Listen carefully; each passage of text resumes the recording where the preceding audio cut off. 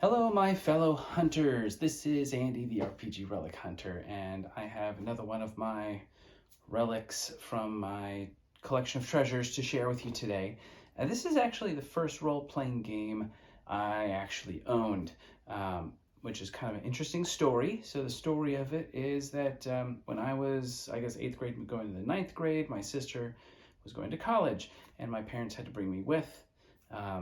She went to William and Mary, which is in Williamsburg. So I traveled down there, and my parents, we went to the main shopping area. At the far end of the street is where they have all the people in period clothing teaching you about life in colonial times. Now the other side is the stores. And so there's like a kind of like a toy store, and it was like one of the weird fancy ones that had a lot of weird stuff in it, trains and stuff.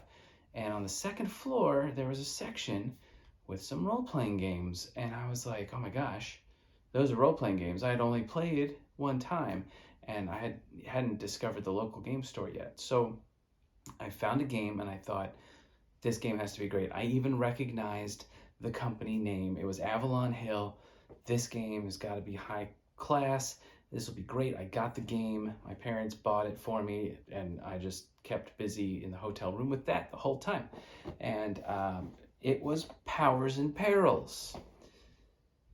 Now, if you've heard of Powers and Perils is not the best game. So this was in '92. Obviously, this thing was sitting on the shelf for a while because it came out in '84. Avalon Hill, big time game company, but this was their role-playing foray, and it didn't really work out. So inside of the box, as you can see, it's well loved. There was a bunch of little booklets kind of thing. Not very high quality, it had paper. Obviously, really you want like a hardback.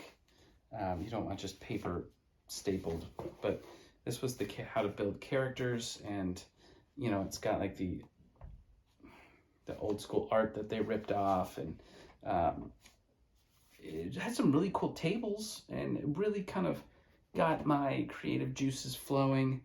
This book's probably the best book, the one about the setting. But overall, the game is super complicated, and the magic's a little bit too powerful for everything else. This book is awesome. The treasures, great random tables, and explanation for different treasures. But overall, the game was super complicated to make a character, and the combat was unsatisfying. So that is how I got started. So clearly, I had a lot to learn about role-playing games moving forward after this one. So that's my Williamsburg book I got, and my very first ever role-playing product.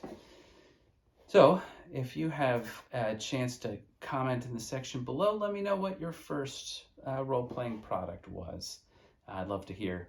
And remember to play like the dice are trying to kill you, because they are.